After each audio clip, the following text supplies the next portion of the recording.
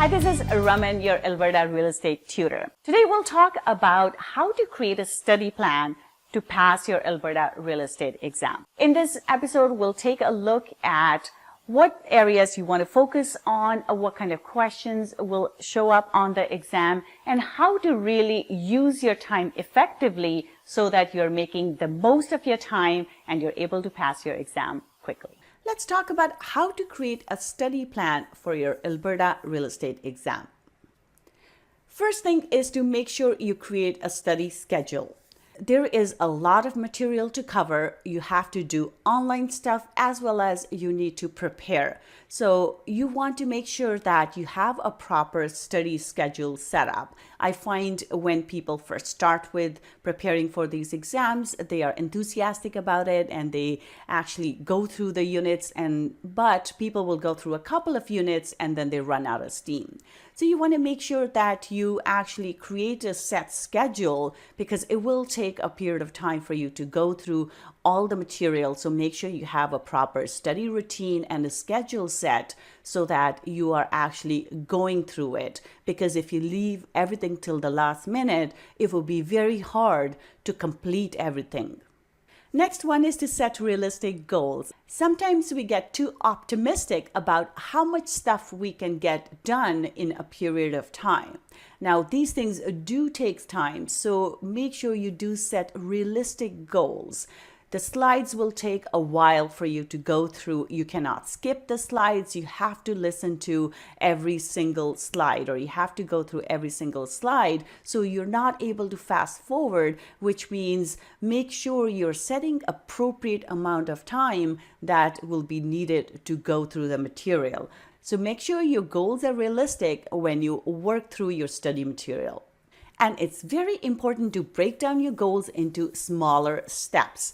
It will be hard to do all 6 units in one day. So you want to make sure you look at how many sessions are in each unit and you allocate appropriate amount of time to each of those and do it one step at a time, one chunk at a time, rather than trying to do them all at once.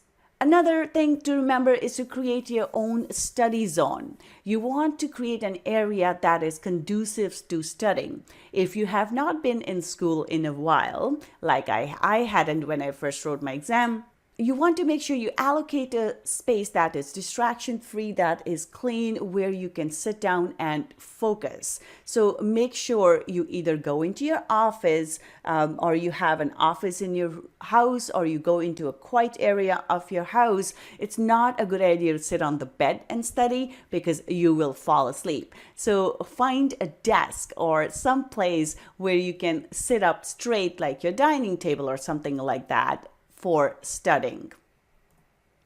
And make sure you eliminate all possible distractions. So if you have kids in the house like I do, it becomes really difficult to study at home then. So you may want to go to a library or a coffee shop, Starbucks or something to study so you can have that distraction-free area. And also make sure you turn off your phone or turn it on silent so that you're not getting distracted by calls coming in or notifications coming in, or you're not spending time on Facebook or LinkedIn and checking all your messages. So make sure when you set your study time, it is completely distraction-free and you're focused just on studying. Next thing to keep in mind is to understand the marks distribution. Not all units carry the same weight. So you want to look at the exam you're doing and look at how the marks are distributed. For example, for Fundamentals of Real Estate Exam 1, Unit 1 is only worth 5% of the marks. So there's no point in spending majority of your time on Unit 1. So you do want to go through the units sequentially. However, when you're preparing for the exam, you can look at the units that carry more weight and allocate more time to those. For example, Unit 2, Real Estate Act, it carries 30% of the weight, which means there will be 30 questions from Unit 2. So you want to make sure that you spend more time on Unit 2 than Unit 1, which only has 5 questions on the exam. So go through the breakdown of the exam marks and look at how the marks are distributed for each unit. And when you're preparing for your exam, focus more on units that carry more weight. Same thing with Fundamentals of Real Estate Exam 2. Unit 1, which is condominiums, or Unit 7, I should say, condominiums, which is worth 22% of the mark. So there will be 22 questions on the exam on this very unit. So this is a very important unit to keep in mind. Likewise, Unit 9, property valuation, is worth 20% of the mark. So make sure you spend more time on these units that carry higher marks. If you would like a breakdown of the marks per unit for the different exams, there will be a link in the description below that you can click to download these. Next thing to keep in mind is to make sure you understand the concept. Do not spend too much time trying to memorize or cram the material. It's best to understand the concepts so that when they ask you questions, you are able to take those concepts and apply that knowledge to answering the questions. And make sure you go through all the unit activities and quizzes. Even though the exam will not be exactly in the same format, but there will be a lot of the questions that will be similar to the unit quizzes and activities. Plus, these unit quizzes and activities do a good job of helping you understand the concepts. So even though they may not ask straightforward questions on the exam, these unit activities and quizzes will help you understand the concepts, which is very important.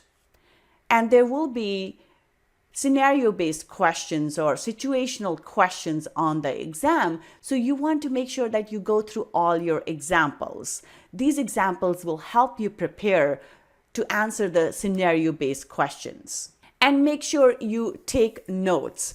As you're going through the material, there is a ton of material to cover, so you don't want to review all of it because not all of it is important. So the things that you think are important, that are relevant to the exam, make sure you make extra notes on those so that when you're reviewing it, you have less material to review.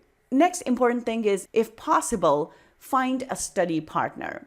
This is a marathon. There's a lot of stuff to cover, and it can be quite challenging to keep yourself motivated and keep yourself going throughout this process. If you have a study partner, this whole process becomes easier, and you'll be able to hold each other accountable and really support each other in completing the material. So a study partner can be a valuable resource when going through this. So to recap, first thing is to create a study schedule. It's very important to schedule the time that you're going to spend on preparing for this. So put that in your routine and make sure you stick to it. Next is to make sure you set realistic goals. There's a lot of material to be covered, so your goals need to be realistic, and keep that in mind because you won't be able to do a ton of material in very short period of time. So make sure you are keeping that in mind. Next one is to break down your goal into smaller steps. This will help you go through the materials in a less stressful way.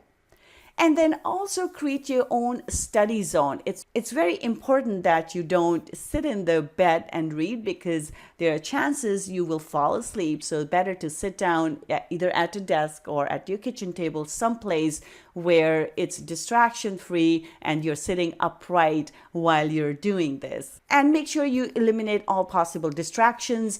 If you have kids at home, like I do, you want to make sure you go to the library or go to a coffee shop or someplace where you do not have distractions. Make sure you're turning your phone off as well while you're studying.